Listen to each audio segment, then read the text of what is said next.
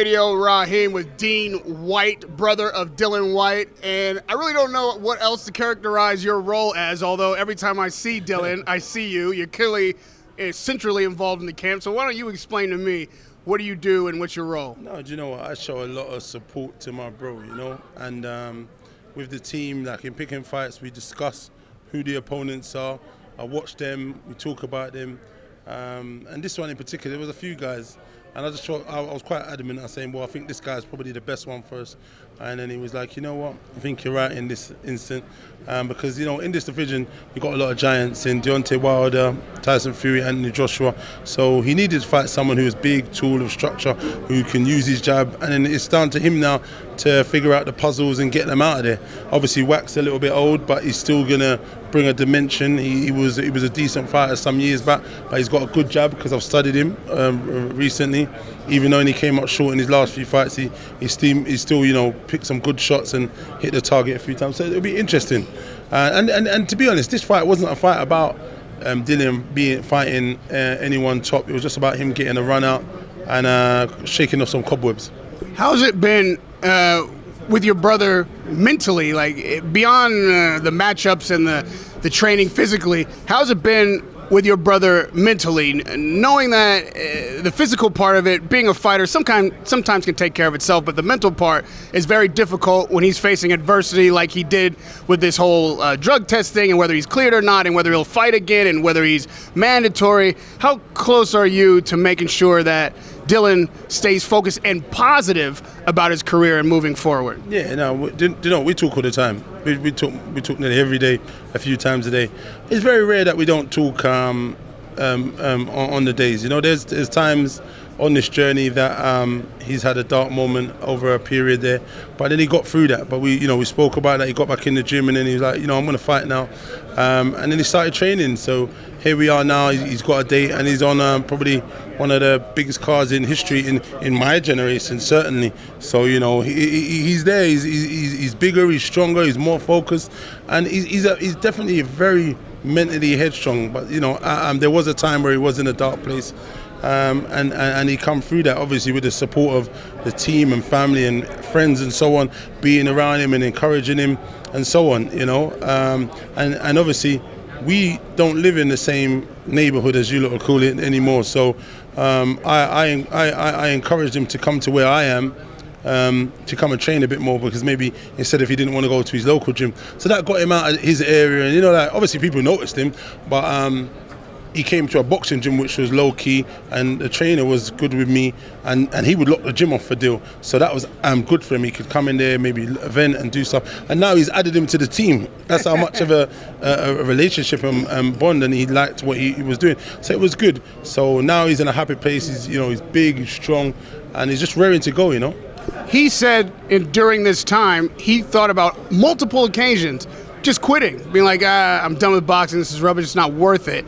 And I'm assuming during that time you had to have words with him. What did you say to him? Yeah, that's what I kind of alluded to the same thing, that there a lot of I had to talk to him many times and mentor him and say, listen, you've come this far, you've got to kind of push through. And I say it all the time. I said, listen, what you got to do is kind of try and figure out to yourself and set a mind space, a space in your mind, and say, well, listen, I've done the hardest bit. I'm number one now.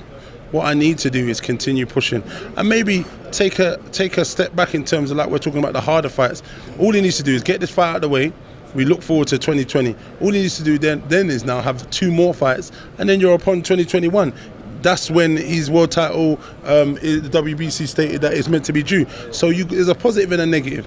You're already here. If you want to make it dwell and fester and bother you, it will only eat you up inside and cause a ripple effect later on, because that negative energy will be portrayed out of you some way. So I'm happy that he kind of had a mindset, and we all have mindsets where you think of stuff and where you feel like the world is against you, and then you kind of have that mindset and then you pull through. He's in a great place and I'm happy. He's back to his probably miserable Moni best and ready to do some damage, Will you still have time to be in his corner and talk to him in the way that you have been doing and have a close relationship once you're fully installed in MI6? Mother said MI6. You know? Do you know it's mad? A lot of people were saying that to me. You know, it's quite weird. They was like, yeah, they should hire you as the marshal on the plane. You can stop them. I said, not me. But you know what? I'm not the greatest person on the planes. Obviously, I have a bit of nervousness, and initially when you go up, you think, I'm sure everyone has this, that, all right, well, you know, I think we're safe. I heard that it's actually safer than driving. I tried to, you know what I'm talking about, the mental space in your brain. You give bare positives, and I try and positive, and then the other guy comes and goes, hey, we might crash, though. What happens then? You're dead. You know, like, it's about the spaces in your brain. I say, hey, you shut up, go away. You know what I mean? We're good. We go with God. You know what I mean? Not you, my friend. So it's kind of a weird one. So it's just about that space. But for the people who don't know what I'm talking about, obviously I'm winding you up a bit. But you had such an incredible incident happen in the air, mind you. You guys are in the air an hour from Riyadh on the plane. Tell me what happened. Well, some lunatic started to fiddle with the door at the back. Someone who was sitting next to me come up to me and said, oh, I think they need your help down there. And I said, my help? And he said, yeah, I think I know they need your help kind of down there. And I looked and I saw something going on. So I kind of jogged up there. And when I got up there, I saw a guy screaming in Arabic and broken English, I need to get off the plane now. You open the door now. And he was fighting the two stewards, pulling on the door and stuff. And I was alarmed. All the bells went off in my head. I said, hey, wait a minute. You know, like, this is not the movies. Where's Wesley Snipes? Where's the rest of the guys? This isn't Die Hard, you know, like, I wonder what's going on. So I quickly kind of got on it, went up to him, grabbed his arms, I bent him up a little bit and started bashing him about and said, listen, buddy, I'm giving you a benefit of that. I don't want to, just don't touch the door, bruv. Last chance. And after a few bashing and a bit of a squeezing, he kind of subdued himself. And then basically I dragged him away and then brought him in the seats. He was still screaming and talking, I need to get off, I must go, they're going to kill me. I was a bit confused, but I wasn't hearing that because by now there's a lot of panic and stuff, and I'm thinking, should I just either put this guy out so he definitely doesn't come back and do anything, or he seems to be calm. I wasn't sure, so I was watching him. I said, all right, we got this under control. Are you guys going to watch over this guy now? Obviously, he's sitting down now. It's all under control. If you need me, I'm down there. And I stood up for the rest of the whole journey until it was 14 minutes, it said on the screen. And then I sat down. I watched him, and he seemed to be in his space. And then that was that. But listen to me. It took a while for me to get over that because it's quite actually a very horrific situation to deal with. Irrespective of these people saying the door doesn't open, sometimes they think, oh, this is a one-off malfunction. We've never seen this before. I did not want that to be that one-off malfunction, that door open, and it would have been the end for us. I mean, so I don't know what was occurring. That guy is lucky that we was coming to Saudi because I understand they look after their own, because if it was somewhere else, I would have probably gave him a bash and a bosh and put him out because, you know what I mean, that was like, is my life or your life or the rest of the passengers on the plane's life and yours, and me just, you know, doing the right thing. But I'm happy it turned out well, and we landed safely, and we've got a little bit of story to tell, but then now I've got the daunting journey back. I hope there isn't anyone else on that plane. Whatever flight you're taking, I'm taking that flight. How was the reception when you landed? Did the other passengers say anything to you? No, as soon as the incident was done, everyone was clapping in economy. There was that, thank you very much, you've done a great job. And everyone was just on it. And then back home, oh wow, the reception's been amazing. It's been in every paper back home virtually.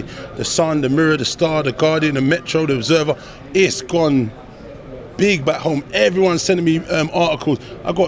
I don't even know how much messages I went through yesterday. So much people hitting me, hero, the Sun paper, Dylan White's brother rescues and takes down playing guy who was touching the... Listen, it's got mental. Virally on Instagram, it was everywhere.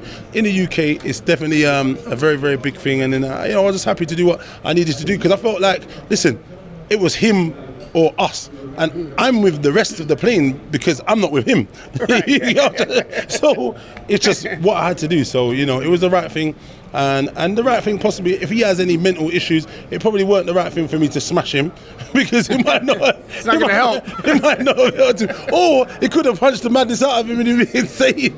You get what I'm trying to say? So I would have helped him then also. So yeah, I don't know, it's weird. You might have to talk to Tyson Fury about hooking you up with the WWE. Now you've got like a public persona, you can wear a cape. Trust me. Tyson, man, I'm going to look for you soon, man. Bust me, man. Let me come in. I can wrestle, I can box a bit as well. Maybe you ain't got your skills, buddy, but I can wrestle. Listen, Radio Rahim with Dean Whyte. Man, it's a pleasure to talk to you. I consider you a friend. Actually, our first interview, but boy, did you earn it in the air on the way here today. So I'm sure all the passengers thank you. I thank you. I'm glad you got here safely, and we'll get home the same way. Radio Rahim with Dean Whyte.